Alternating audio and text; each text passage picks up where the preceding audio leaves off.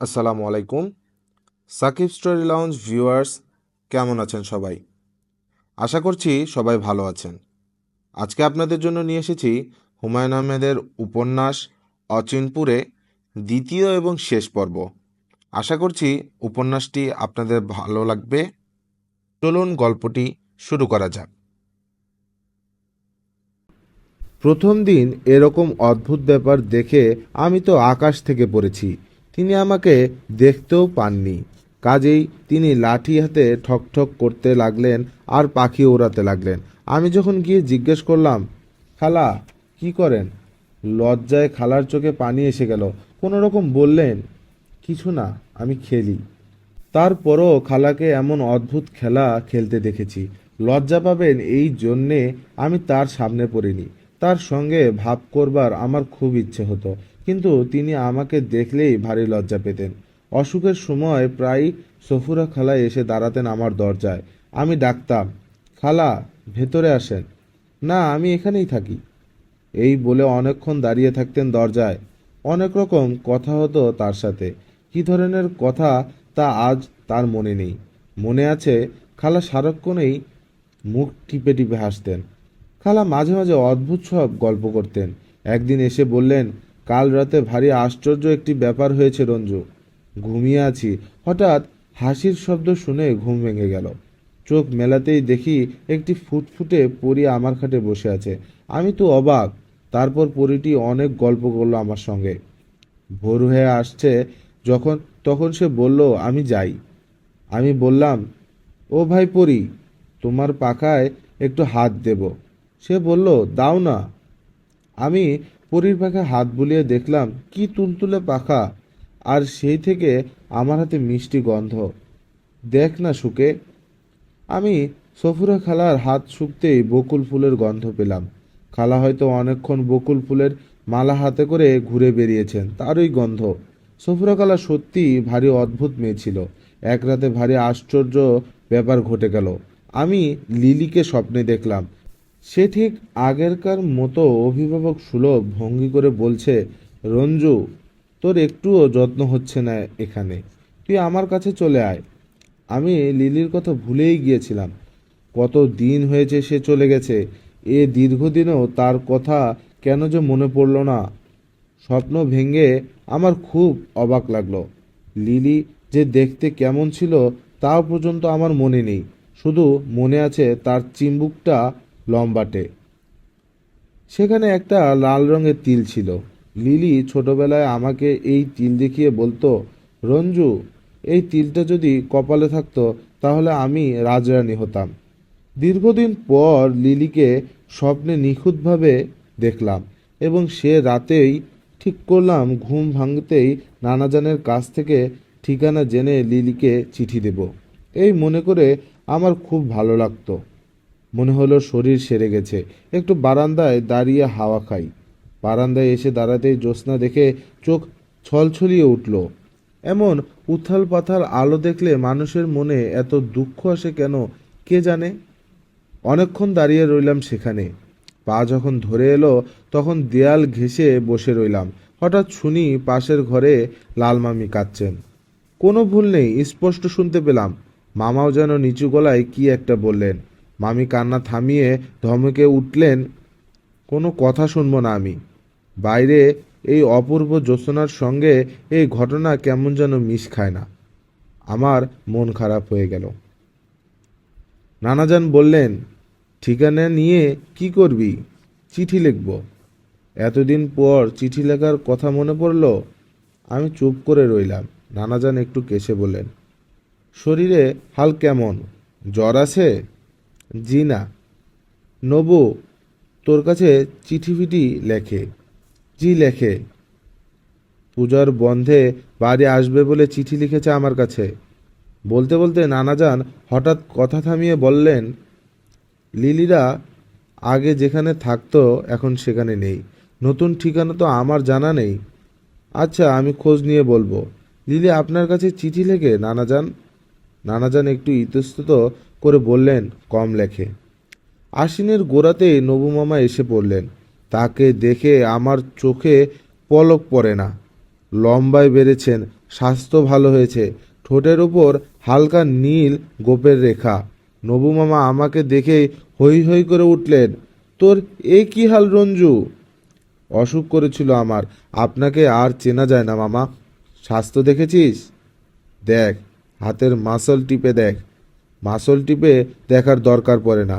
নবু মামার স্বাস্থ্য সৌন্দর্য দেখে ঈর্ষা হয় আমার। লাল মামি তো নবু মামাকে চিনতেই পারেন না। কে এসেছে ভেবে থতমত খেয়ে উঠে দাঁড়িয়েছেন। অমনি নবু মামা খপ করে তার হাত চেপে ধরলেন। মামি বললেন, নবু নাকি? তুমি তো বদলে গেছো। মামি, নবু মামাকে আজ প্রথম তুমি করে বললেন। নবু মামা হেসেই কুল পান না। হাসি থামিয়ে কোনো মতো বললেন, ভাবি তুমি আগের মতোই আছো। না, আগের মতো নয়, আগের চেয়ে সুন্দর। অনেকদিন পর নবু মামাকে দেখে কি যে ভালো লাগলো। তাছাড়া মামা এত বেশি বদলে গেছেন কি করে, সেও এক বিস্ময়। ছোটবেলায় দুজনকে তো একই রকম দেখাতো। আমি পরম বিস্ময় নিয়ে নবু মামার পিছু পিছু ফিরতে লাগলাম। নবু মামার গল্প আর ফুরায় না। স্কুলের গল্প, স্কুলের বন্ধুর গল্প, রাজশাহীর গল্প। এর মধ্যে রাজশাহী থেকে নাটোর রাজবাড়িতে গিয়েছিলেন তার গল্প। আমি শুনি আর অবাক হই। নবু মামা ক্লান্ত হয়ে এসেছিলেন। দুপুরে খেয়ে দিয়ে ঘুমিয়ে পড়ল। আমিও পাশে শুয়ে আছি, কখন নবু মামা জাগবেন সে আশায়। ঘুম ভাঙতে ভাঙতে সন্ধ্যা গড়িয়ে রাত। ছোট নানিজান এসে ডেকে তুললেন। দুজনে চলে গেলাম লাল মামির ঘরে। মামির প্রতি নবু মামার শৈশবের যে টান ছিল তা দেখলাম এতদিনের আদর্শনে এতটুকু কমেনি, বরং বেড়েছে। লাল মামি বললেন, নবু, আমার ভীষণ মাথা ধরেছে, পরে গল্প করব তোমার সাথে।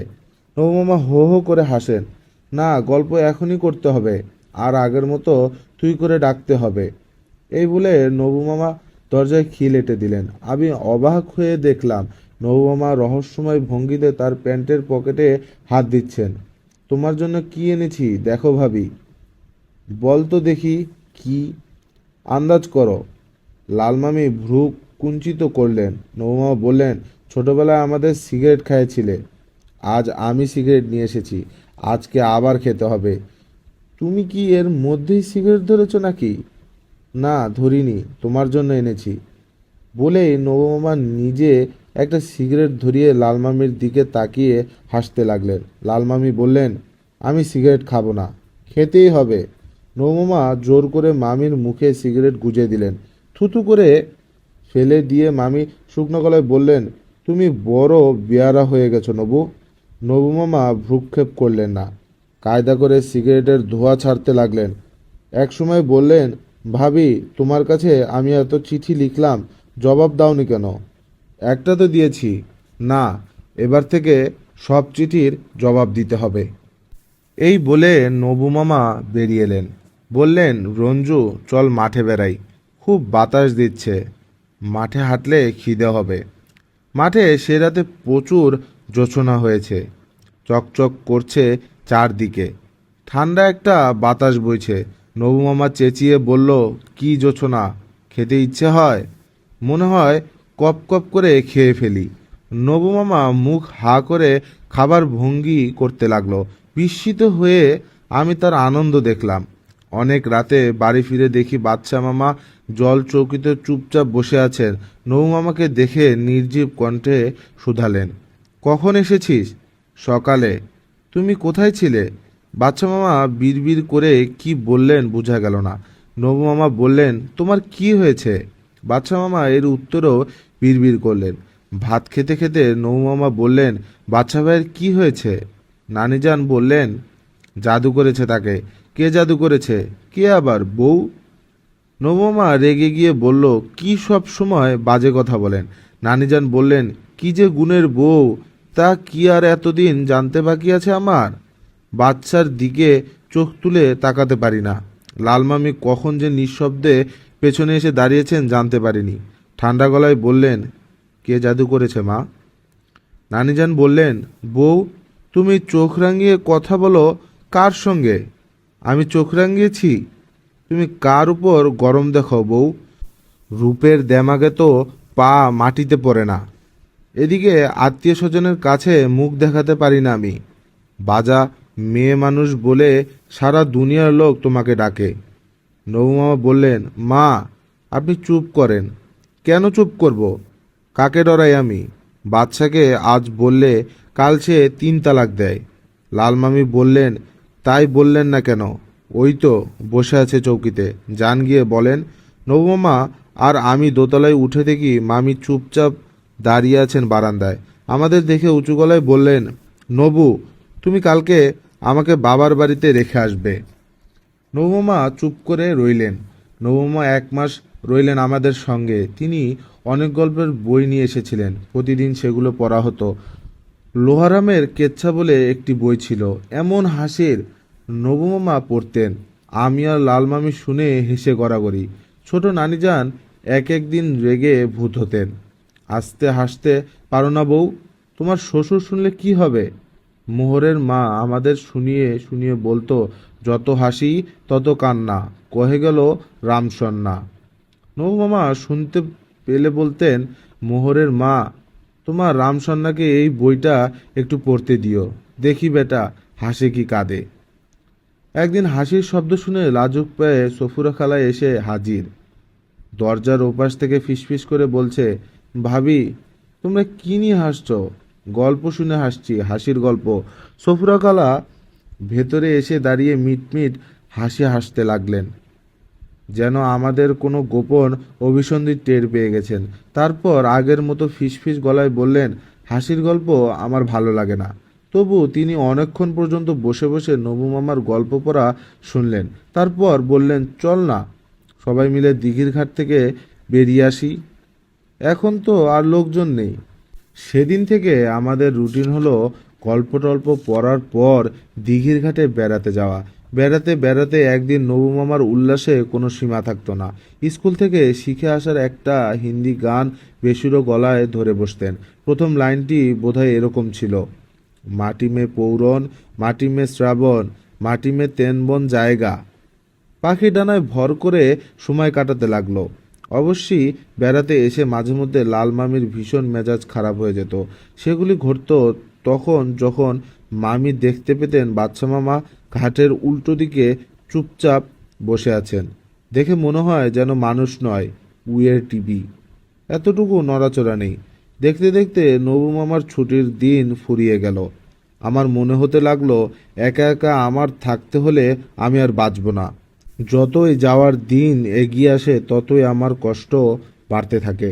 যাবার ঠিক আগের দিন সন্ধ্যাবেলা ভারী মন নিয়ে লাল মামির ঘরে বসে আছি। নবু মামাও কথা বলছেন না। এমন সময় নিচে থেকে কানা বিবি ডাকলো, ও এলাচি বেগম, ও এলাচি বেগম। লাল মামি বললেন, আসছি। কেন ডাকে দেখো না। নবু মামা বললেন, তোমার নাম এলাচি কেমন ভাবি? আমার মুখে সবসময় এলাচির গন্ধ থাকে, এই জন্যেই এলাচি নাম। নবু মামা এগিয়ে এসেছেন। আগে তো কোনোদিন বলনি, শুকে দেখতাম। দেখি ভাবি মাথাটা একটু নিচু করো তো। কি পাগলামি করো নবু? বলার আগেই নবু মামা লাল মাটির মাথা ঝাপটে ধরেছে এবং হৈ হৈ করে উঠেছে। আরে সত্যিই তাই, এলাচির গন্ধ। ছোট নানিজান ঢুকলেন এ সময়। শুকনো গলায় বললেন, ও বউ, তোমাকে 1 ঘন্টা ধরে ডাকছে কানা বিবি, কানে শুনতে টুনতে পাও তো? লালমামি বললেন, কি জন্যে ডাকছে? সে যে তোমাকে গলায় আর কোমরে বাঁধবার জন্যে তাবিজ দিয়েছিল, সেগুলো কি করেছ? ফেলে দিয়েছি। কেন ফেলে দিয়েছ? তাবিজ দিলে কি হবে? নানিজান রেগে আগুন হয়ে বললেন, কি এত বড় সাহস তোমার বউ? আল্লাহর কোরআন কালামকে অবিশ্বাস! রোজা নেই, নামাজ নেই, বেপর্দা মেয়ে। নবু মামা বললেন, মা আপনি চুপ করেন না। চুপ করব কেন? বউ, শেষ কথা আমার, তাবিজ দিবা কি না কও। লালমামি বললেন, আপনার ছেলেকে জিজ্ঞেস করেন, সে যদি বলে তাবিজ দিলেই আমার ছেলে মেয়ে হবে তাহলে দিব। এমন সময় নিচে হইচই শোনা গেল। আমি আর নবু মামা দৌড়ে গিয়ে দেখি রহমত মিয়ার শিকল খুলে কিভাবে যেন বেরিয়ে পড়ছে। হাতে শিকল নাচাচ্ছে আর বলছে, কাঁচা খাইয়া ফেলামু, কাঁচা খাইয়া ফেলামু। লোকজন ঘিরে ফেলছে তাকে, কাছে যেতে সাহস পাচ্ছে না। দু একজন লম্বা বাঁশ বাগিয়ে ধরে আছে। নানাজান বললেন, কেউ ওরে মারবে না, খবরদার, সাবধানে ধর। বহু কসরত করতে হলো ধরতে গিয়ে। শিকলের বাড়ি খেয়ে হারিস সর্দার তো প্রায় মারো মারো। নানাজান বললেন, যাও, নৌকা করে পাগল হারামজাদাটাকে এক্ষুনি নন্দীপুরের বাজারে ছেড়ে দিয়ে আসো। এটোকাটা খেয়ে বেশ বেঁচে থাকবে। ঘাটে নৌকা তৈরি ছিল। বহু উৎসাহী সহযাত্রী তৈরি হয়ে পড়ল। একটি জলজন্ত পাগলকে অন্য গ্রামের বাজারে ছেড়ে আসা অ্যাডভেঞ্চারের মতো। পাগলের তো কিছুতেই নৌকায় উঠবে না। চেঁচামেচি চিৎকার করে বাড়ি মাথায় তুলেছে, কিন্তু নৌকায় উঠেই তার ভাবান্তর হলো। হাত ডুবিয়ে দিল নদীর পানিতে, তারপর খুশিতে হেসে ফেলল। আহা, পাগলটার কারবার দেখে বড় মায়া লাগে রে। তাকিয়ে দেখি ঘাটের উপর বসে থেকে বাচ্চা মামা আফসোস করছেন। তার চোখ স্নেহ ও মমতায় চকচক করছে। পরবর্তী দুদিন বাড়ি আবহাওয়া অত্যন্ত উত্তপ্ত রইল। নবুমামা যে সকালে চলে যাবেন, সে সকালে লালমামের সঙ্গে কানাবিবির একটা ছোটোখাটো সংঘর্ষ হয়ে গেল। ঘুম ভেঙেই শুনি লালমামি বলছেন, এই কানাবিবির কাজ। কানাবিবি, তোমার এমন সাহস? কানাবিবি বলছে, বাড়ির বউ মানুষ কেমন গলায় কথা কয় গো। বিষয় আর কিছু নয়। লালমামি ঘুমোতে গিয়ে দেখছেন তার বালিশের নিচে শাড়ির পাড়ের টুকরো, মাথার চুল, একখণ্ড ছোট হার, এই জাতীয় জিনিস সুতো দিয়ে বেঁধে রেখে দেয়া। বশীকরণ জিনিসপত্র হয়তো। সেই থেকেই এই বিপত্তি। নবু মামাকে স্টেশনে দিয়ে আসতে আমি সঙ্গে চলেছি। রাত 2টোয় ট্রেন। সন্ধ্যাবেলা খেয়ে দিয়ে রওনা হয়েছি। হারিকেন দুলিয়ে একটি কামলা যাচ্ছে আগে আগে। ঠান্ডা হাওয়া বইছে হু হু করে। নবুমামার আমি গল্প করতে করতে যাচ্ছি। হঠাৎ মামা বললেন, ও, তোকে বলা হয়নি, লিলির সঙ্গে দেখা হয়েছিল আমার। সান্তাহার স্টেশনে প্ল্যাটফর্মে বসেছিল। আমি তাকে চিনতে পারিনি। হঠাৎ ডাকলো, নবুমামা না? নবুমামা কিছুক্ষণ থেমে বললেন, খুব গরিব হয়ে গেছে, রোগা হয়েছে খুব, ময়লা কাপড় চোপড়। এমন খারাপ লাগলো দেখে। লিলির বরের সঙ্গে দেখা হয়নি? না। লিলি বলল, আমাকে দেখে লজ্জা পেয়ে নাকি লুকিয়ে আছে কোথায়। আর কিছু বলেনি? তোর কথা জিজ্ঞেস করলো। তার অবস্থা একটু ভালো হলেই তোকে নাকি তার কাছে নিয়ে যাবে। নবমা বললেন, তোর মন খারাপ হয়েছে? হ্যাঁ, আমারও হয়েছে। বিয়ের পর যখন লিলি শ্বশুরবাড়ি গেল, মনে আছে রঞ্জু? আছে। ট্রেনে উঠে কি কাদাটাই না কাঁদল। নবমামা দীর্ঘ নিঃশ্বাস ফেললেন। সেবার আমি খুব অর্থকষ্টে পড়লাম। স্কুলের বেতন দিতে হয়, মাঝে মধ্যে চাঁদা দিতে হয়। আগে নবুমামা যখন দিতেন সেই সঙ্গে আমারটাও দিয়ে দিতেন। এখন আমি একলা পড়েছি, নিজ থেকে কারো কাছে কিছু চাইতে পারি না। পোশাকের বেলাও তাই। নবুমামার কাপড় জামা বরাবর পরে এসেছি। লিলিও প্রায় বানিয়ে দিয়েছে। অসুবিধা হয়নি কিছু। এখন অসুবিধা হতে লাগলো। কি করব ভেবে পাই না। বাচ্চা মামার কাছে কিছু চাইতে লজ্জা করে। আমি খুব মুশকিলে পড়ে গেলাম। নিজেকে অবাঞ্ছিত ভাবা খুব কষ্ট ও লজ্জার ব্যাপার। আমার ভারী কষ্ট হতে লাগলো। খুব ইচ্ছে হতে লাগলো লিলির কাছে চলে যাই, কিন্তু তার কাছে চিঠি লিখে জবাব পাই না। পুরনো জায়গা ছেড়ে তারা নতুন যেখানে গিয়েছে তার ঠিকানাও জানায়নি কাউকে। তাছাড়া নানাজানের সংসারেও নানা রকম অশান্তি শুরু হয়েছে। তার জন্মসূত্র হালিম শেখ জমি নিয়ে মামলা শুরু করেছে। টাকা খরচ হচ্ছে জলের মতো। বৃদ্ধ বয়সে নানাজানকে কোর্ট কাচারিতে দৌড়াদৌড়ি করতে হচ্ছে। বাচ্চা মামাকে দিয়ে তো কোনো কাজ করবার উপায় নেই। তিনি জড় পদার্থের মতো হয়ে গিয়েছেন। সুফি সাহেবের বাড়ি থেকে ফিরবার পর বেশ কিছুদিন ধর্মকর্ম নিয়েছিলেন। লোকে ভালোই বলেছে। এখন সেসব ছেড়েছেন। নেশা ভাঙও নাকি করেন আজকাল। সফুরা খালেকা নিয়েও অনেক রকম অশান্তি হচ্ছে। তখন তিনি দেখতে দেখতে বড় হয়ে উঠেছিলেন। তার বিয়ের কথাবার্তাও হচ্ছে। একবার সব ঠিকঠাক হয়ে গেল। ছেলের বাবা মেয়ে দেখে মহা খুশি। এমন ভালো স্বভাবের মেয়ে সে নাকি তার সমস্ত জীবনে দেখেনি। কিন্তু বিয়ে হলো না। সফুরা খালাকে নিয়ে নানা রকম রটনা। তার নাকি মাথা খারাপ, রাতে বিরতে মেয়ে নাকি পুকুর ঘাটে হেঁটে বেড়ায়। একবার কোনো মেয়ে সম্পর্কে এ জাতীয় কথা ছড়িয়ে পড়াটা খুব খারাপ লক্ষণ। এ নিয়ে ঘরেও অশান্তির শেষ নেই। নানিজান বিনিয়ে বিনিয়ে গানের মতো সুরে কাঁদেন। মাঝে মাঝে আপন মনে বলেন, আমার নসিব, বিয়ে করলাম ছেলে, বউটা বাজা, মেয়েটাও আতপাগলা। কিন্তু যাকে নিয়ে এত অশান্তি সেই সফুরা খালা নির্বিকার। আমি একদিন সফুরা খালাকে জিজ্ঞেস করলাম, খালা, আপনি নাকি রাতে বিরেতে একা একা ঘুরে বেড়ান? খালা মৃদু গলায় বললেন, একা একা পুকুর ঘাটে বসে থাকতে এত ভালো লাগে। তাকে নিয়ে চারিদিকে যে এত অশান্তি সেদিকে কিছুমাত্র খেয়াল নেই।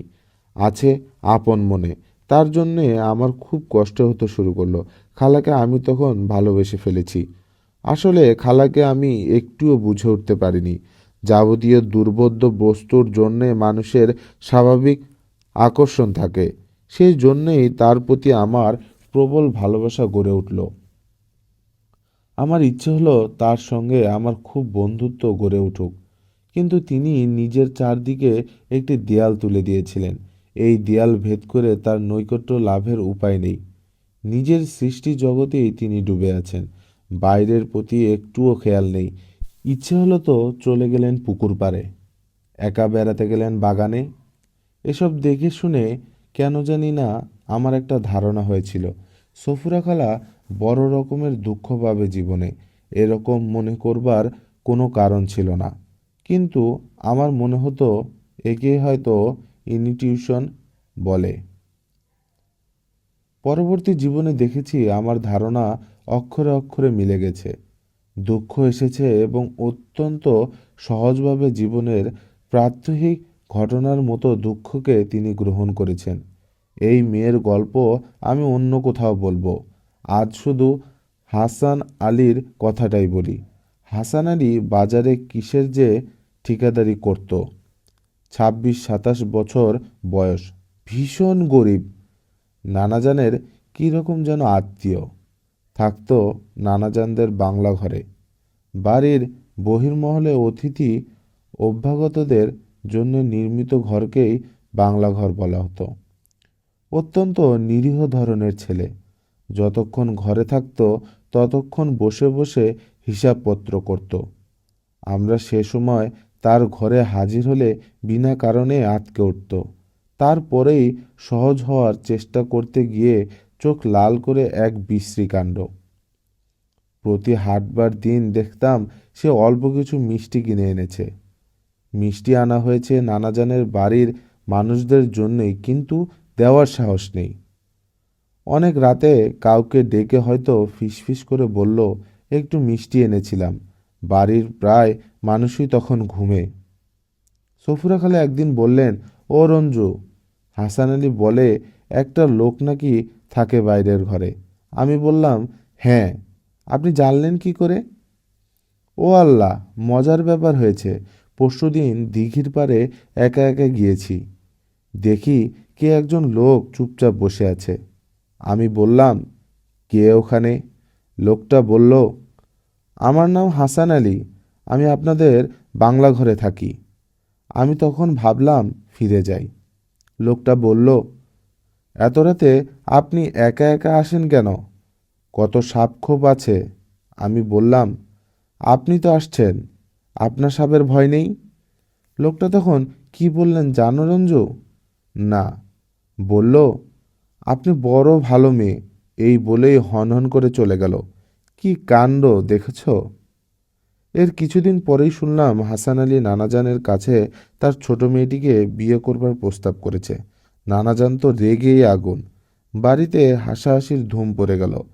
সফুরা খালা শুধু বলেন, আহা, বেচারা গরিব বলে কি সবাই এরকম করবে?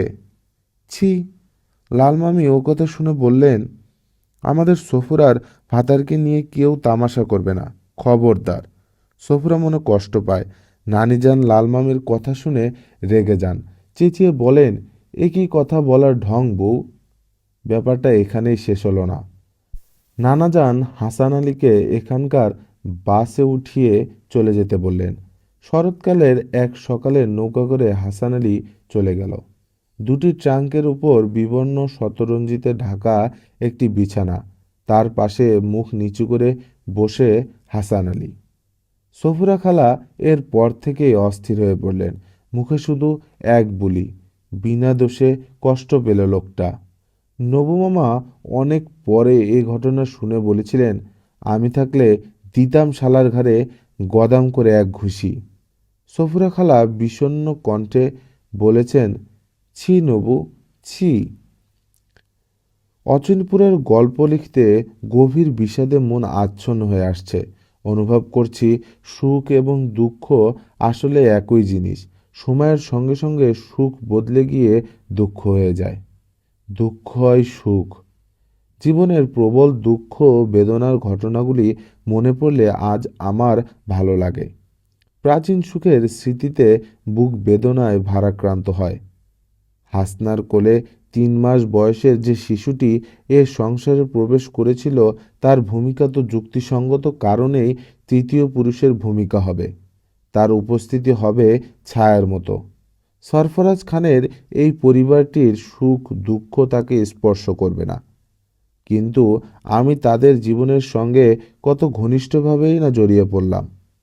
বাচ্চা মামা মলিন চেহারা দেখলে আমার মন কাঁদে। সফুরা খালা যখন হেসে হেসে বললেন, রঞ্জু, আমার খুব ইচ্ছে একদিন অনেক রাত্রে পুকুরে একা একা সাঁতার কেটে গোসল করি। পুকুর ঘাটে তুমি আমার জন্যে একটুখানি দাঁড়াবে রঞ্জু? কেউ যেন জানতে না পারে। তখন সফুরা খালার জন্যে আমার গাঢ় মমতা বোধ হয়, অথচ আমি নিশ্চিত জানি একদিন লিলির চিঠি আসবে। আমি এদের সবাইকে পিছনে ফেলে চলে যাব। হালিম শেখের সঙ্গে পরপর 2টি মামলাতে নানাজানের হার হলো। এতদিন যে জমিতে নানাজানের দখিলসত্ত্ব ছিল, হালিম শেখের লোকজন লাল নিশান উড়িয়ে ঢোল আর কাঁসার ঘণ্টা বাজাতে বাজাতে সে জমির দখল নিল। গ্রামের লোকজনকে গরু জবাই করে খাওয়ালো হালিম শেখ। জমির পরিমাণ তেমন কিছু নয়, অর্থব্যয় হয়েছে সামান্য। নানাজানের মতো লোকের কাছে সে টাকা কিছুই নয়, কিন্তু তিনি ভেঙে পড়লেন। রোজকার মতো উঠানে বসে কোরআন পাঠ করতে বসেন না, নিজের ঘরে চুপচাপ বসে থাকেন। অত্যন্ত অল্প সময়ের ভেতর স্বাস্থ্য ভেঙে গেল, খাওয়া কমে গেল, রাতে ঘুমোতে পারেন না। উঠোনে অনেক রাত পর্যন্ত চেয়ার পেতে বসে থাকেন। নানিজান মাথায় হাওয়া করেন, পায়ে তেল মালিশ করে দেন। দিন 7 পর নানাজান ঘোষণা করলেন তিনি বেশি দিন বাঁচবে না। সম্পত্তির বিলি বন্দোবস্ত করতে চান। নবুমামার কাছে চিঠি গেল, তিনি যেন পত্র পাঠ চলে আসেন।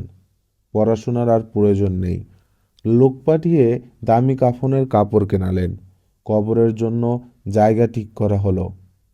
কবর পাকা করবার জন্য ইট আনানো হলো। মৌলানা ডাকিয়ে তওবা করলেন। বাড়ির সবাই এই নিঃশব্দ মৃত্যুর প্রস্তুতি দেখতে লাগলো। ঠিক এই সময় বড় নানিজান মারা গেলেন। মোহরের মা রোজ সকালে দুধ নিয়ে যায় নানিজানের ঘরে। সেদিন কী কারণে যে দেরি হয়েছে। দুপুরের দিকে বাটি ভর্তি দুধ নিয়ে গিয়েছে। ঘরে ঢুকেই বিকট চিৎকার। মৃত্যু এসেছে নিঃশব্দে, কেউ জানতেই পারেনি কখন কিভাবে মারা গেলেন। আমরা সবাই তার ঘরের সামনে ভিড় করে দাঁড়ালাম। পরিপাটি বিছানা পাতা, বালিশের চাদর পর্যন্ত একটুও কুঁচকায়নি। বড় নানিজান সেই পরিপাটি বিছানায় শক্ত হয়ে পড়ে আছেন। ইঁদুর কিংবা অন্য কোনো কিছু তার ঠোঁট আর একটি চোখ খেয়ে গিয়েছে। বিকট হা করা সেই মৃত্যু দেখে সফুরা খালা ও মা গো, ও মা গো বলে কাঁদতে লাগলেন। লালমামি সফুরা খালার হাত ধরে তাকে নিচে নামিয়ে নিয়ে গেলেন। নানাজানের জন্যে কেনা কাফনের কাপড় তার কাফন হলো। নানাজানের জন্যে ঠিক করে রাখা জায়গায় কবর হলো তার। যে ইট নানাজানের নিজের জন্যে আনিয়েছিলেন, সেই ইট দিয়ে কবর বাঁধিয়ে দেওয়া হলো। সপ্তাহখানিকের মধ্যে আমরা সবাই বড় নানিজানের কথা ভুলে গেলাম। আগের মতো ঝগড়া রং তামাশা চলতে লাগলো। বড় নানিজানের ঘর থেকে তার সমস্ত জিনিস সরিয়ে ফেলে সংসারের প্রয়োজনীয় পেঁয়াজ রসুন রাখা হলো গাদা করে। দিন কেটে যেতে লাগলো, একঘেয়ে বৈচিত্র্যহীন জীবন। সেই একা একা হাঁটতে হাঁটতে সোনাখালি চলে যাওয়া, পুকুর ঘাটে রাতের বেলা চুপচাপ বসে থাকা, এর বাইরে যেন আমার জন্য কোনো জগৎ নেই। সমস্ত বাসনা কামনা এইটুকুতেই কেন্দ্রীভূত। এর মধ্যে একদিন নানাজান আমাকে তার ঘরে ডেকে নিয়ে গেছেন। বলছেন, তোমার বড় নানিজান তার সম্পত্তি তোমাকে আর লিলিকে দিয়ে গিয়েছেন দানপত্র করে। বড় নানিজান তার বাবার কাছ থেকে প্রচুর সম্পত্তিও পেয়েছিলেন, জানতাম। তার পরিমাণ যে কত তা কেউ জানত না। নানাজান বললেন, অনেক জায়গা জমি লিলির আসা দরকার, কিন্তু তার ঠিকানা তো জানা নেই। রাজশাহী থেকে খবর এলো স্কুল ফাইনাল দিয়ে নবু মামা কাউকে কিছু না বলে কলকাতা চলে গেছেন। নানাজানের মুখ গম্ভীর হলো। নানিজানের কেন জানি ধারণা নবু মামা আর কখনো ফিরবে না। তিনি গানের মতো সুরে যখন কাঁদতে থাকেন তখন বললেন, এক মেয়ে পাগল, এক ছেলে বিরাগী, এক বউ বাজা। শুনলে হাসি পায়, আবার দুঃখ লাগে। বাচ্চা মামা মাঝে মধ্যে গিয়ে নানিজানকে ধমক দেন, কি মা, আপনি সবসময় বাজাবো বাজাবো করেন। নানিজান খেপে গিয়ে বললেন, ও বাজাবউকে আমি আর কি বলে ডাকবো? আহা, এলাচি মনে কষ্ট পায়। নানিজান কপাল করাঘাত করে আর বললেন, হারে বউ, তুই কি জাদুটাই না করলি? বাচ্চা মামা চিন্তিত, বিরক্ত আর ক্লান্ত মুখে চলে আসেন। নবু মামা হঠাৎ করে কলকাতা চলে যাওয়ায় খুশি মনে হয় শুধু সফুরা খালাকে। আমাকে ডেকে বললেন, আমি ছেলে হলে নবুর মতো কাউকে না বলে আমিও চলে যেতাম। 8-10 দিন পর নবু মামা কলকাতা থেকে টাকা চেয়ে পাঠালো। নানাজান লোক মারফত টাকা পাঠালো। নির্দেশ রইল ঘাড় ধরে যেন তাকে নিয়ে আসা হয়। বাড়িতে সিদ্ধান্ত নেওয়া হলো নবু মামাকে বিয়ে দেয়া হবে। নানাজান মেয়ে দেখতে লাগলেন। নানিজান মহা খুশি। লাল মামিকে শুনিয়ে শুনিয়ে বলছেন, নতুন বউয়ের 1 বছরের ভিতরে ছেলে হবে। আমি স্বপ্ন দেখেছি। টাকা নিয়ে লোক যাওয়ার কয়েকদিন পরই নবু মামা এসে পড়লেন। সরাসরি এসে বাড়িতে তিনি উঠলেন না, লোক মারফত খবর পাঠালেন। কাউকে কিছু না বলে আমি যেন আজিজকার বাড়িতে চলে আসি। আজিজকার বাইরে ঘরের চেয়ারা নবু মামা গম্ভীর হয়ে বসেছিলেন, মাথায় বেড়েছেন কিছু, গায়ের রং ফর্সা হয়েছে। আমাকে দেখে রহস্যময় হাসি আসলেন। বাড়িতে কেউ জানে না তো আমি এসেছি যে? না। গুড। কি ব্যাপার নবু মামা? একটা প্ল্যান করছি রঞ্জু, লাল মামিকে একেবারে চমকে দেব। গ্রামোফোন কিনেছি একটা, ওই দেখ টেবিলে। আমি হা করে টেবিলে রেখে দেয়া বিচিত্র যন্ত্রটি তাকিয়ে দেখি। নবু মামা হাসি মুখে বললেন, 5টা রেকর্ড আছে, 115 টাকা দাম। নবু মামার প্ল্যান শুনে আমার উৎসাহের সীমা থাকে না। রাতের বেলা সবাই ঘুমিয়ে পড়লে নবু মামা গ্রামোফোন নিয়ে চুপি চুপি যাবেন। যে ঘরটায় আমি আর নবু মামা থাকি সেই ঘরটায় চুপি চুপি এসে গ্রামোফোন বাজানোর ব্যবস্থা করা হবে। গান শুনে হকচকিয়ে বেরিয়ে আসবেন লাল মামি। অবাক হয়ে বলবেন, রঞ্জু, কি হয়েছে রে? গান হয় কোথায়? তখন হো হো করে হাসতে হাসতে বেরিয়ে আসবেন নবু মামা। উৎসাহে নবু মামা টকবক করছেন। আমি বললাম, নবু মামা, এখন একটা গান শুনি। নবু মামা হা হা করে উঠেন, না না, এখন না, পরে শুনবি। ফার্স্টে কোনটা বাজাবো বলতো? কি করে বলবো কোনটা? সেদিন সন্ধ্যার আগে আগেই ঝুম করে বৃষ্টি নামলো। সে কি বৃষ্টি, ঘরদোর ভাসিয়ে নিয়ে যায়। রাত বাড়ার সঙ্গে সঙ্গে হু হু করে ঝড়ো হাওয়া বইতে লাগলো। নবু মামা বিরক্ত মুখে বসে রইলেন। রাতের খাওয়া দাওয়া আজিজ খার ওখানেই হলো। রাত যখন অনেক হয়েছে, লোকজন শুয়ে পড়েছে সবখানে, তখন আমরা উঠলাম। বৃষ্টি থামেনি, গুড়ি গুড়ি পড়ছেই।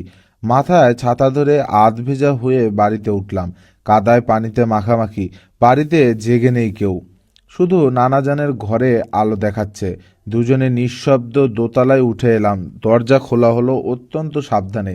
একটু ক্যাচ শব্দ হতেই দুজনে চমকে উঠেছি। অন্ধকারে হাতড়ে হাতড়ে বের করলেন নবু মামা। বহু কষ্ট করে চঙ্গ ফিট করা হলো। দম দিতে গিয়ে বিপত্তি, ঘ্যাস ঘ্যাস শব্দ হয়। তবে ভরসার কথা, ঝমঝমিয়ে বৃষ্টি নেমেছে। নবু মামা ফিসফিসিয়ে বললেন, কোন গানটা দিয়েছি কে জানে, একটা খুব বাজে গান আছে, এটা প্রথম এসে গেলে খারাপ হবে খুব। আমি বললাম, নবু মামা, দেরি করছো কেন? দিচ্ছি, বৃষ্টিটা একটু কমুক, নয়তো শুনবে না।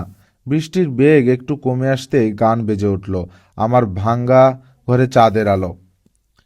তোরে আমি কোথায় রাখি বল? লাল মামি গান শুনে মুগ্ধ হবে কি?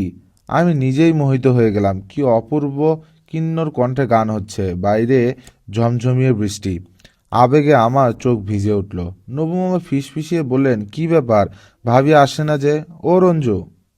আমি সে কথায় জবাব দিলাম না। বাইরে তখন ঝড় উঠেছে, জানালার কপাটে শব্দ হচ্ছে খটখট।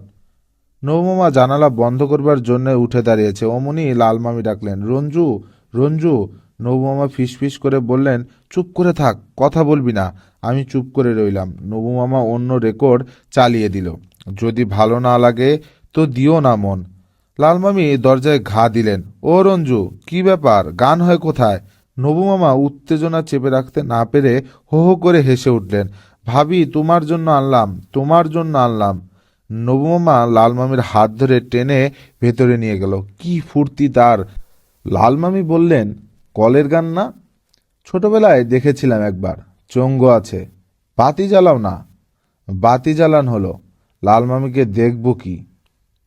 নবুমামার দিকেই তাকিয়ে আছি। আনন্দে ও উত্তেজনায় নবুমামার চোখ জল করছে। মামি বললেন, ভাঙা ঘরে চাঁদের আলো গানটা আরেকবার দাও। সেই অপূর্ব গান আবার বেজে উঠল। বাইরে তখন ঝড় বৃষ্টি। সে রাতের কথা আমার খুব মনে আছে। একটি মানুষের সামগ্রিক জীবনে মনে রাখার মতো ঘটনা তো খুবই সীমিত। কত মানুষ আছে, সমস্ত জীবন কেটে যায়, কোনো ঘটনাই মনে রাখার মতো আবেগ তার ভেতরে সৃষ্টি করে না। আমি নিজে কতই কিছুই তো ভুলে বসে আছি, কিন্তু মনে আছে সে রাতে গান শুনতে নিজের অজান্তেই আমার চোখে পানি এসেছিল। নবু মামা আর লাল মামি যেন দেখতে না পায় সেজন্য আমি মাথা ঘুরিয়ে জানালার দিকে তাকিয়ে রয়েছি। নবু মামা বললেন, ভাবি, আমার নাচতে মন চাইছে। নাচ না। নবু মামা বললেন, রঞ্জু, তুই নাচবি আমার সঙ্গে? আমি সে কথার জবাব দিলাম না। মামি বললেন, নবু, ওই রেকর্ডটা আবার। সারা রাত হবে আজকে, বুঝলে ভাবি? ক্লান্তি নেই নবু মামার। লাল মামির উৎসাহ সীমাহীন। শুনতে শুনতে আমার ঘুমে চোখ জড়িয়ে এলো। নবু মামা বললেন, গাধা, এত ফাইন গান আর ঘুমায় কেমন দেখো। লাল মামি বললেন, আজ তাহলে থাক, ঘুমো তোমরা। না না, থাকবে না, যতক্ষণ জড়ো বৃষ্টি হবে ততক্ষণই গান হবে। কথা শেষ হতে না হতেই কর করে বাজ পড়ল। ফুর্তিতে নবমামা হো হো করে হেসে ফেললেন। মামি বললেন, রঞ্জু, ঘুম পাচ্ছে, এগুলো নিয়ে আমার ঘরে এসে পড়ো। নবু আমাকে ভাঙ্গা ঘরে চাঁদের আলো গানটা শুনে শুনে লিখে দিতে পারবি কাগজে? নিশ্চয়ই পারবো, নিশ্চয়ই। জানালা দিয়ে বৃষ্টির ছাট আসছিল। উঠে বন্ধ করতে গিয়ে দেখি বড় নানিজনের ঘরের লাগোয়া গাব গাছটি ভেঙে পড়ে গেছে। কেমন ন্যাড়া দেখাচ্ছে জায়গাটা। ভালোই ঝড় বৃষ্টি হয়েছে। বাতাস থেমে গেলেও বৃষ্টি পড়ছে মুষলধারে। কে জানে, গতবারের মতো এবারও হয়তো বান ডাকবে। গতবার এরকম সময়ে বাড়ি থেকে নদীর শো শো শব্দ শোনা গেছে। চাদর মুড়ি দিয়ে শুয়ে শুনি নবু মামা বলছেন, ভাবি, তুমিও গাও। সঙ্গে সঙ্গে, না না, আমি পারবো না, তুই গা, মাটি মেয়ে পৌরনটা গা। নবমামা হেরে গলায় গান ধরলেন, মাটি মে পৌরন, মাটি মে শ্রাবণ, মাটি মে তনবন জায়গা, জব মাটি সেসব মিল জায়গা। গান শেষ হওয়ার সঙ্গে সঙ্গে লালমাই বললেন, দক্ষিণের জানালা বন্ধ কর নবু, ভিজে যাচ্ছি। নবমা বললেন, বাচ্চা ভাই কোথায়? দুদিন ধরে দেখা নেই, কোথায় কে জানে। যদি ভালো না লাগে গানটা দে। ঘুম আসছে যে আবার। ও নবু, তোর ঘুম পায় না? শুনতে শুনতে ঘুম চোখ জড়িয়ে এলো। ঘুমোতে ইচ্ছে করছিল। শুয়ে শুয়ে গান শুনতে কি ভালোই না লাগে। ক্রমে ক্রমে ঝড়ের মতো বাতাসের বেগ হলো। বাড়ির লম্বা থামে বাতাসের শো শো শব্দ উঠতে লাগলো। ধরাম ধরাম শব্দ করে দরজা নড়তে লাগলো। উঠে দাঁড়িয়েছে হারিকেন জ্বালাবো বলে, অমনি সফুরা খালা ডাকলেন, রঞ্জু, ও রঞ্জু। দরজা খুলে দেখি সারা গায়ে চাদর জড়িয়ে সফুরা খালা বৃষ্টির ছিটে ভিজেছেন। মৃদু কণ্ঠে বললেন, এদিকে গান হচ্ছে নাকি রঞ্জু? হ্যাঁ। নবুমামা কলের গান বাজাচ্ছিলেন। কলের গান এনেছেন নবুমামা? নবু কোথায়?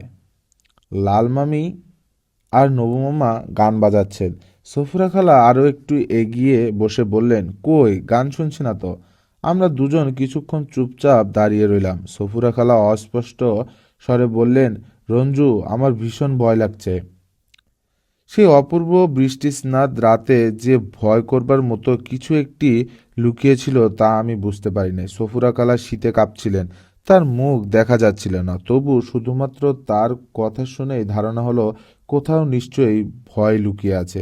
সফুরা খালা কিছুক্ষণ দাঁড়িয়ে থেকে দ্রুত চলে গেলেন, যেন কোনো হিংস্র জন্তু তাকে তাড়া করছে। মাতালের মতো বেসামাল পদক্ষেপ। আমি এসে শুয়ে পড়লাম। ঘুম ভাঙল অনেক বেলায়। মেঘ কেটে গেছে, রোদ উঠেছে। জানালা দিয়ে বাইরে তাকালেই মনের সব গ্লানি কেটে যায়। আরো কিছুক্ষণ শুয়ে থাকবো কি না ভাবছি, তখন নবু মামা এসে ডাকলেন, আয়, মাছ মারতে যাই। নতুন পানিতে মেলা মাছ এসেছে। ছিপ, কানিজাল ইত্যাদি সরঞ্জাম নিয়ে নৌকা করে চললাম দুজনে হলদা পোতা। কিন্তু নবু মামার মাছ মারার মন ছিল না। অপ্রাসঙ্গিক নানা কথা বলতে লাগলেন। দুপুর পর্যন্ত আমরা ইতস্তত ঘুরে বেড়ালাম। নবু মামার ভাবভঙ্গি আমার কাছে কেমন কেমন লাগলো। তিনি যেন বিশেষ কোনো কারণে পালিয়ে বেড়াচ্ছেন। বিয়ের কথা বললে কিশোরী মেয়েরা যেমন পালিয়ে গিয়ে লজ্জায় লাল হয়, অনেকটা সেরকম। নবু মামা বললেন, রঞ্জু, আমি আর পড়াশোনা করব না। কেন? ভালো লাগে না। কি করবেন তবে? ব্যবসা করব, দেশে দেশে ঘুরে বেড়াবো। নানাজান মানবে না। আমি কারো ধার ধারি নাকি? বলতে বলতে নবু মামা ঈষৎ হাসলেন। দুপুরে খাওয়ার জন্যে চিড়া আর নারিকেল আনা হয়েছিল, তাই খাওয়া হলো। হলদাপোতা থেকে আমরা আরও উত্তরে সরে গেলাম। আমার আর ভালো লাগছিল না। রোদে গা তেতে উঠেছে, ইচ্ছে হচ্ছে ফিরে যাই, কিন্তু নবু মামা বারবার বলছেন, একটা বড় মাছ ধরি আগে। সন্ধ্যার আগে আগে প্রকাণ্ড একটা কাতলা মাছ ধরা পড়ল। সুগঠিত দেহে কালচে আঁশ বেলা শেষের রোদে ঝকঝক করছে। নৌকার পাটাতনে মাছটা ধরফর করতে লাগলো। দুজনেই মহা খুশি। নবু মামা খুব যত্নে বড়শি খুলে দিয়ে আমার দিকে তাকিয়ে হাসলো। আমি বললাম, চলুন ফিরে চলি। চল। ভাটা টানে নৌকা ভেসে চলছে। হঠাৎ করে নবু মামার ভাবান্তর হলো। আমার দিকে তাকিয়ে নিচু গলায় বললেন, মাছটা ছেড়ে দে রঞ্জু। কেন মামা? না, ছেড়ে দি বলেই মাছটা জলে ফেললেন। আমি চুপ করে রইলাম। নবু মামা বললেন, একবার আমি একটা পাখি ধরেছিলাম, টিয়া পাখি। তারপর কি মনে করে ছেড়ে দিয়েছি। আমার খুব লাভ হয়েছিল। কি লাভ হয়েছিল? আজকে মাছটা ছেড়ে দিলাম, দেখিস মাছটা দোয়া করবে আমার জন্যে। নবু মামা পাটাতনে শুয়ে উদাস দৃষ্টিতে তাকিয়ে রইলেন। বাড়ি এসে হুলস্থুল কাণ্ড। লালমামির সঙ্গে প্রচণ্ড ঝগড়া হয়েছে সফুরা খালার।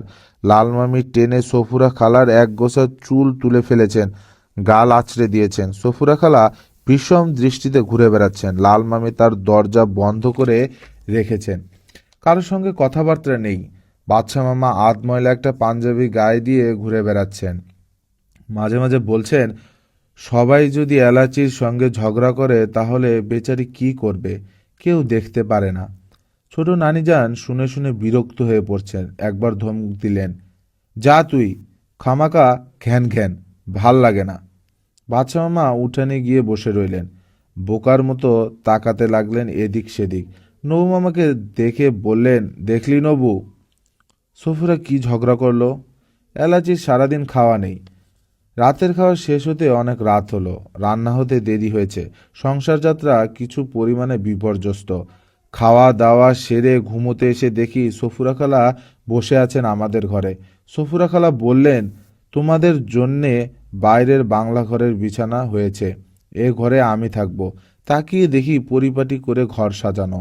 আমার আর নবু মামার ব্যবহারিক জিনিসপত্র কিছুই নেই। নবু মামা বললেন, তুই থাকবি কেন এখানে? তোর নিজের ঘর কি হলো? আমার ঘরে পানি পড়ে, বিছানা ভিজে যায়। নবু মামা কিছুক্ষণ উদ্ধত দৃষ্টিতে তাকিয়ে রইলেন, তারপর হনহন করে ঘর ছেড়ে চলে গেলেন। সফুরা খালা বললেন, রঞ্জু, তুমি নবুকে চোখে চোখে রাখবে। সিঁড়ি দিয়ে নামতে গিয়ে বাদশা মামার সঙ্গে দেখা। বাদশা মামা বললেন, রঞ্জু এলাচি ভাত খেয়েছে কিনা জানিস? জানি না, মোহরের মা বলল খেয়েছে। তুই একটু খোঁজ নিয়ে আয়। আপনি নিজে যান না মামা। আচ্ছা আচ্ছা, আমি নিজেই যাই। লালমামি সেদিন না খেয়েছিলেন, রাতেও খেলেন না। দুপুরেও ভাত নিয়ে গিয়ে মোহরের মা ফিরে এলেন। সফুরা খালা অনেক অনুনয় বিনয় করলেন, কিছু লাভ হলো না। শেষ পর্যন্ত নানাজান আসলেন। বিরক্ত ও দুঃখিত কণ্ঠে বললেন, এসব কি বউ?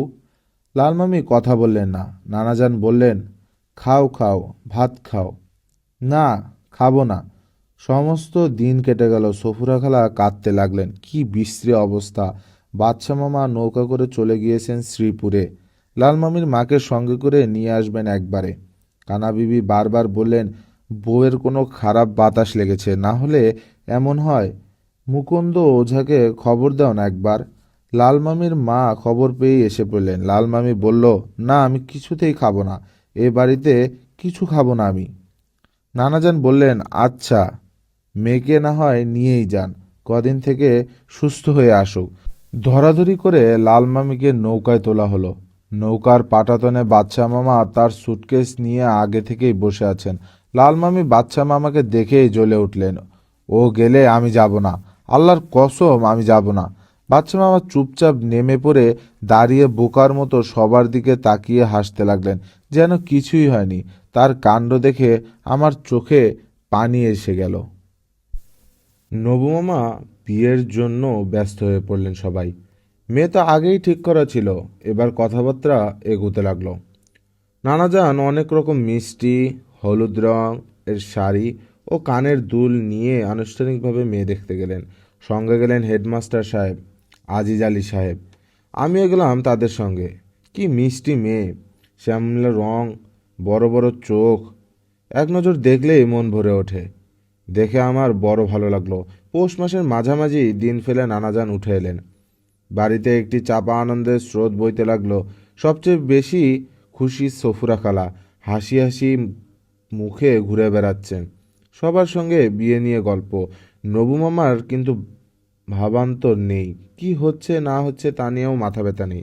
মাছ ধরতে যান, কোথাও যাত্রা টাত্রার খবর পেলে যাত্রা শুনতে যান। গ্রামের মাঠে ফুটবল নেমে গেছে, সারা বিকেল কাটান ফুটবল খেলে। সেন্টার ফরওয়ার্ডে তিনি দাঁড়ালে প্রতিপক্ষ তটস্থ হয়ে থাকে। শিল্ডের অনেক খেলা শুরু হয়ে গেছে। গ্রামের টিম খুব শক্ত, ফাইনালে উঠে যাবে সন্দেহ নেই। নবু মামা প্রাণপণে খেলেন, মরণপণ খেলা। বল নিয়ে দৌড়ে যাবার সময় তার মাথার লম্বা চুল বাতাসে থরথরিয়ে কাঁপে। মাঠের বাইরে বসে বসে মুগ্ধ নয়নে আমি তাই দেখি। রাতের বেলা গরম পানি করে আনি, নৌমামা গরম পানিতে পা ডুবিয়ে অন্যমনস্কভাবে নানা গল্প করেন। লালমামির প্রসঙ্গে কোনো আলাপ হয় না। তিনি সেই যে গিয়েছিলেন আর ফেরার নাম নেই। বাদশা মামা প্রতি হাটবারে নৌকা নিয়ে চলে যান, আবার সেই দিনই ফিরে আসেন। লালমামি ঘরেই বাকি সময় কাটে তার। আমি বুঝতে পারি কোথাও সুর কেটে গিয়েছে, ভালো লাগে না। কবে লিলির চিঠি আসবে, কবে আমি চলে যেতে পারবো, তাই ভাবি। তখন আমি অনেক রকম স্বপ্ন দেখতে শিখেছি। পরগাছা হয়ে বেঁচে থাকতে ঘেন্না বোধ হচ্ছে, অথচ বেরিয়েও আসতে পারছি না। বড় নানিজান অনেক সম্পত্তি নাকি আমাকে আর লিলিকে দিয়ে গিয়েছেন, কিন্তু তাতে আমার অবস্থার কোনো পরিবর্তন হয়নি। তাছাড়া সে সময় আমি প্রেমেও পড়েছিলাম। অচিনপুরে এই কাহিনীতে সে প্রেমের উল্লেখ না করলেও চলে, কারণ তার কোনো ভূমিকা নেই এখানে। তবে প্রচণ্ড পরিবর্তন হচ্ছিল আমার মধ্যে, এইটুকু বলা আবশ্যক। নবমামার স্কুল ফাইনালের রেজাল্ট হলো তখন, খুব ভালো রেজাল্ট। ডিস্ট্রিক্ট স্কলারশিপ পেলেন। কলেজে ভর্তি হবার জন্যে টাকা পয়সা নিয়ে নবমামা রওনা হলেন। নানাজানের ইচ্ছা ছিল নবমামা যেন আনন্দমোহন কলেজে ভর্তি হন, কিন্তু নবমামার ইচ্ছে প্রেসিডেন্সি কলেজ। নবমামার বিয়ের তারিখ ঠিকই থাকলো। নবমামা নিজেও একদিন মেয়ে দেখে এলেন। সফুরা খালা যখন বললেন মেয়ে পছন্দ হয়েছে, নবমামা ঘাড় নেড়ে সায় দিয়েছে। 12ই ভাদ্র তারিখে নবমামা চলে গেলেন। আর 13ই ভাদ্র বাদশা মামা শ্রীপুর থেকে আতপাগল হয়ে ফিরে এলেন। আমি ভাষা ভাষাভাবে শুনলাম লালমামি শ্বশুরবাড়ি ফিরে যাবার নাম করে নবমামার সঙ্গে চলে গিয়েছেন। কেউ যেন জানতে না পারে, সেই জন্য বাদশা মামাকে ঘরে বন্ধ করে রাখা হলো। তার মাথা ঠিক নেই, কখন কাকে কি বলে বসেন। ছোট নানিজানের ফিটের ব্যারাম হয়ে গেল। সফুরা খালাকে দেখে কোনো পরিবর্তন নজরে পড়ে না, শুধু তার চোখে কালি পড়েছে। মুখ শুকিয়ে তাকে দেখায় বাচ্চা ছেলেদের মতো। নানাজান সেই বছরে হজ করতে গেলেন। যাওয়ার আগে সব সম্পত্তির বিলি বন্দোবস্ত হলো।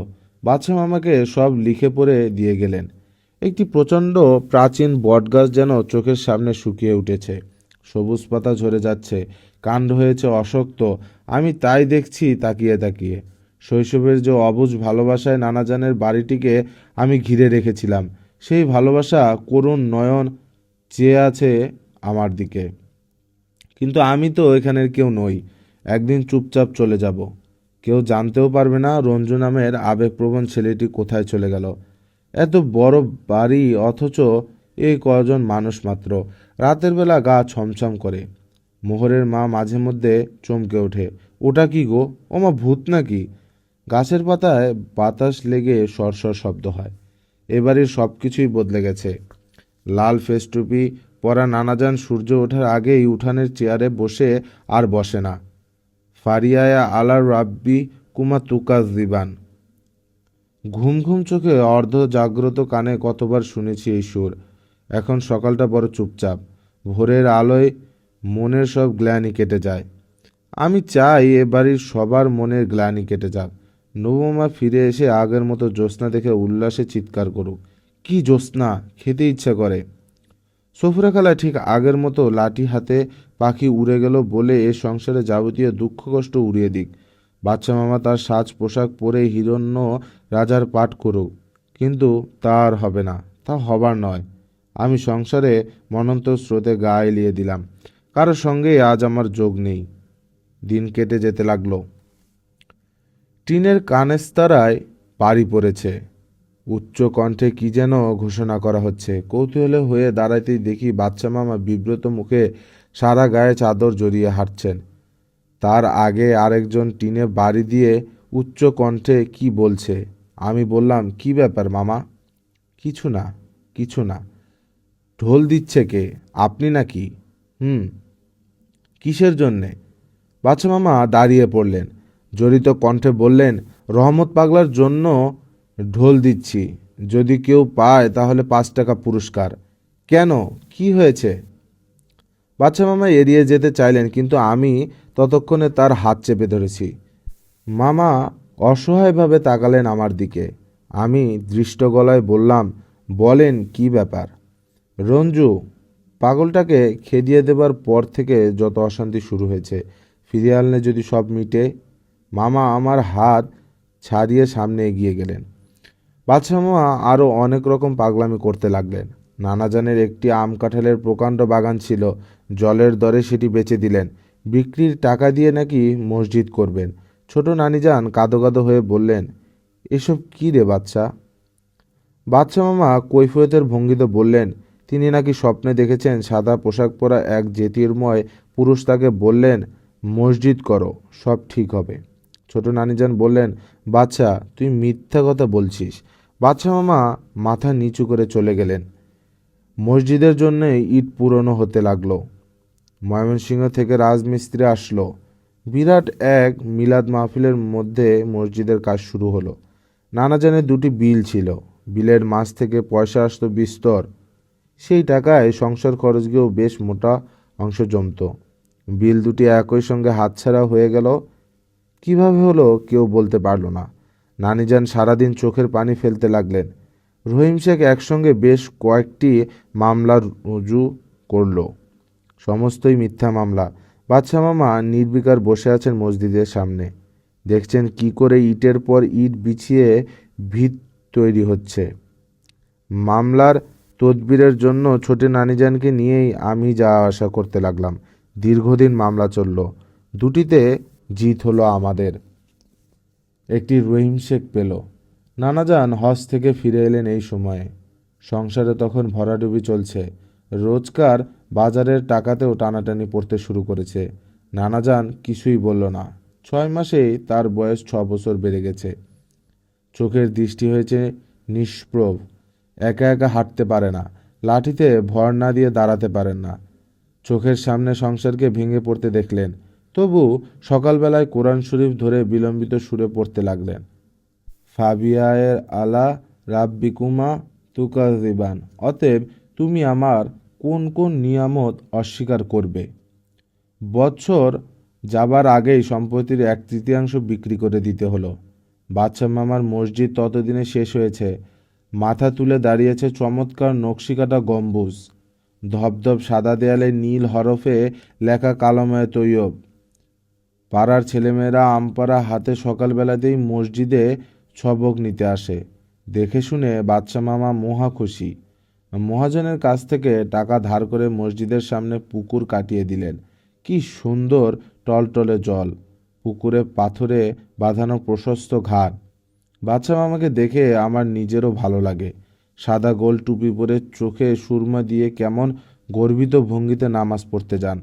একদিন আমাকে ডেকে একটু ইতস্তত করলেন রঞ্জু। জুমার রাত্রে তাহাজ্জুদ নামাজ পড়ে শুয়েছি, অমনি দেখি তোর লালমামি যেন নৌকায় করে ঘরে ফিরছে। আসবে ফিরে, দেখিস তুই। বাদশা মামার চোখ আনন্দে চকচক করে। লালমামির কথা ভাবতে চাই না আমি, তবু বড় মনে পড়ে। কে জানে কোথায় সংসার পেতেছে তারা, নাকি যাযাবরের মতো ঘুরে বেড়াচ্ছে দেশময়। কোনোদিন কি সত্যি ফিরে আসবে ধসে যাওয়া পরিবারটিকে শেষবারের মতো দেখে যেতে? নিজের কথাও আজকাল খুব ভাবি। অজন্ম যে রহস্যময়তার ভেতর বড় হয়েছি তা সরে সরে যায়। মনে হয় কিছুই রহস্য নয়। চাঁদের আলো, ভোরের প্রথম সূর্য সমস্তই রহস্যের অতীত প্রাকৃতিক নিয়মাবলী। যে নিয়মের ভেতর আমরা জন্মাই, বড় হই, দুঃখ কষ্ট পাই। দুঃখ সুখ কি তা নিয়েও ভাবতে চেষ্টা করি। মোহরের মা যখন তার আজীবন সঞ্চিত পুটলি নিয়ে অশ্রু সজল চোখে আমার সামনে দাঁড়িয়ে বলে, ও বেটা রঞ্জু, যাই গো বেটা, তোমার দুঃসময়ে একটা মানুষের বোঝা আর বাড়াইতাম না গো। তখন আমার কোনো দুঃখ বোধ হয় না, এ যেন ঘটতই। তাহলে দুঃখ কি? নতুন করে আবার সম্পত্তি বিক্রি হচ্ছে শুনে ছোট নানিজান তখন উন্মাদের মতো কাঁদেন। তখন বুঝি এই দুঃখ। অথচ সফুরা খালা তখন হাসি মুখে বলেন, গরিব মানুষ হওয়ার অনেক রকম মজা আছে রঞ্জু। তুমি ইচ্ছে মতো ঘুরে বেড়াতে পারবে, কেউ কিছু বলবে না। তখন সব ভাবনা চিন্তা জট পাকিয়ে যায়। সন্ধ্যাবেলা আমি নানাজানের হাত ধরে তাকে বেড়াতে নিয়ে যাই। হিম লেগে তার কাশি হয়, খুক খুক করে কাশেন। আমি যদি বলি চলেন ঘরে যাই, নানাজান আতকে উঠেন, না না, আরেকটু আরেকটু বেড়াই। পরম নির্ভরতার সঙ্গে তিনি আমার হাত ধরে হাঁটেন। বেলা শেষে সূর্যশ্চিম তার সফেদ দাড়িতে চকচক করে। লিলির যে চিঠির জন্য পরম আগ্রহে প্রতীক্ষা করছিলাম, সে চিঠি এসে গেছে। লিলি গোটা গোটা হরফে লিখেছে, আমি জানি তুই রাগ করেছিস। কতদিন হলো গিয়েছি, কিন্তু কখনো তোর কাছে চিঠি লিখিনি। কি করব বল, এমন খারাপ অবস্থা গেছে আমার। তোর দুলাভাইয়ের চাকরি নেই, বসত বাটিও পদ্মায় ভেঙে নিয়েছে, একেবারে ভিক্ষে করবার মতো অবস্থা। কতদিন যে মাত্র একবেলা খেয়েছি, তারপর আবার তোর দুলাভাইয়ের অসুখ হলো, মরমর অবস্থা। এখন অবশ্যই ঠিক হয়ে গেছে সব। তুই অতি অবশ্যই এসে যা রঞ্জু। লিলির চিঠি পকেটে নিয়ে আমি ঘুরে বেড়াই। সবাইকে ছেড়ে যেতে বড় মায়া লাগে। অশৈশব পরিচিতি এ বাড়িঘর, বাদশা মামা, নানাজান, লাল মামি, নবু মামা, এদের সবার স্মৃতির গন্ধ নিয়ে যে বাড়ি দাঁড়িয়েছে তাকে ছেড়ে কি করে যাই। আমি উদ্দেশ্যবিহীন ঘুরে বেড়াতে লাগলাম। সোনাখালি পুলের উপর অনেক রাত পর্যন্ত বসে থাকি। নৌকা নিয়ে চলে যাই হলদিপোতা। খুব জ্যোৎস্না হলে সফুরা খালাকে নিয়ে পুকুর ঘাটে বেড়াতে যাই। সফুরা খালা বলেন, তুমি কবে যাবে রঞ্জু? যে কোনো একদিন যাব। সেই যে কোনো একদিনটা কবে হবে? একদিন। এক এক রাতে সফুরা খালা কাঁদেন। তার গভীর বিষাদ বুঝবার ক্ষমতা আমার নেই, বুঝতে চাই না। যে বন্ধন আমাকে এখানে আটকে রেখেছে, কবে তা কাটবে, কবে চলে যাবে, তাই ভাবি। নানা যেন মাঝে মাঝে জিজ্ঞেস করেন, তোমার যাওয়ার দিন ঠিক হয়েছে? না। তোমার আর লিলির নামে যে জমি জমা আছে তার কি হবে? যেমন আছে তেমন থাকবে। নানাজান কথা বললেন না। আমি জানি এইটুকু জমি তাদের অবলম্বন। সে রাতে ভীষণ শীতই পড়েছিল। সন্ধ্যা না নামতেই ঘন কুয়াশা চারদিকে আচ্ছন্ন করে ফেলল। রাতের খাওয়ার পর হারিকেন হাতে বাইরের ঘরে আসছি। হঠাৎ দেখি মামা দারুণ উত্তেজিত হয়ে দ্রুত আসছেন। আমাকে দেখে থমকে দাঁড়ালেন। রঞ্জু, দেখ দেখ। আমি তাকিয়ে দেখলাম একটু দূরে লাল মামি একটি বাচ্চা মেয়ের হাত ধরে বিষণ্ণ দৃষ্টিতে তাকিয়ে আছে। বাচ্চা মামা বলে চলছেন, নৌকা করে সন্ধ্যার আগেই এরা দুজন এসেছে। চুপচাপ বসেছিল। আমি মসজিদে যাব বলে অজু করতে গিয়েছি এমন সময় লাল মামি বাচ্চা মেয়েটির হাত ধরে উঠানে এসে দাঁড়ালেন, যে উঠানে অনেক দিন আগে আমার মা তার দুটি ছেলে মেয়ের হাত ধরে দাঁড়িয়েছিলেন। কেউ কোনো কথা বলল না। নানাজান চিত্তাপিত্তের মতো দাঁড়িয়ে রইলেন। ছোট নানিজান যেন কিছুই বুঝছেন না এমন ভঙ্গিতে তাকাতে লাগলেন। সফিরা খালা দোতলার বারান্দায় দাঁড়িয়েছিলেন। তিনি নিচে নেমে এলেন। বাদশা মামা ব্যস্ত হয়ে তাকে জিজ্ঞেস করলেন, তোর গরম শালটা কোথায় সফুরা? এলাচির শীত করছে। নবমামার কথা কেউ কিছু জিজ্ঞেস করল না, সবাই চুপ করে রইল। এক সময় দেখলাম লালমামি কাঁদছেন। আমি চুপচাপ বাইরের ঘরে বসে বসে ঝিঝি ডাক শুনতে লাগলাম। অনেক রাতে বাদশা মামা আমাকে ডেকে নিলেন।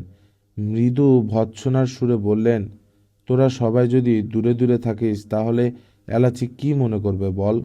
চল রঞ্জু। বাদশা মামা আমার হাত ধরলেন। বহুদিন পর লালমামির ঘরে এসে ঢুকলাম। পালঙ্কে লালমামি আধশোয়া হয়ে আছেন। তার কোলের কাছে কুণ্ডুলি পাকিয়ে বাচ্চা মেয়েটি ঘুমিয়ে। আমি এসে বসতেই লালমামি একটু সরে গেলেন। আমি বললাম, কেমন আছেন মামি? মামি মাথা নাড়ালেন। বাচ্চা মামা বললেন, মোটেই ভালো না রঞ্জু। দেখো না স্বাস্থ্য কি খারাপ হয়ে গেছে। আমি চুপচাপ বসে রইলাম। বাদশা মামা ব্যস্ত হয়ে পুরনো গ্রামোফোন খুঁজে বের করলেন। আমি বললাম, আজ থাক মামা। না না শুনি, আমার শোনার ইচ্ছা হচ্ছে। লাল মামি মৃদু কণ্ঠে বললেন, না না থাকুক, গান বাজাতে হবে না। তবু গান বেজে উঠল। আমার ভাঙা ঘরে চাঁদের আলো, তোরে আমি কোথায় রাখি বল। আমি চলে আসলাম। এই অচিনপুরীতে থাকবার কাল আমার শেষ হয়েছে। এতক্ষণ পড়ছিলাম হুমায়ুন আহমেদের উপন্যাস অচিনপুরে, দ্বিতীয় এবং শেষ পর্ব। আশা করছি সবার কাছে উপন্যাসটি ভালো লেগেছে। ভালো লাগলে গল্পটিতে লাইক দিবেন এবং অবশ্যই সাবস্ক্রাইব করবেন। আপনারা আমাকে কমেন্টসে আপনাদের পছন্দ গল্প রেকমেন্ড করবেন, ওইগুলো আপনাদেরকে পড়ে শোনাবো ইনশাল্লাহ। আজকের মতো এই পর্যন্তই। ধন্যবাদ সবাইকে। আল্লাহ হাফেজ।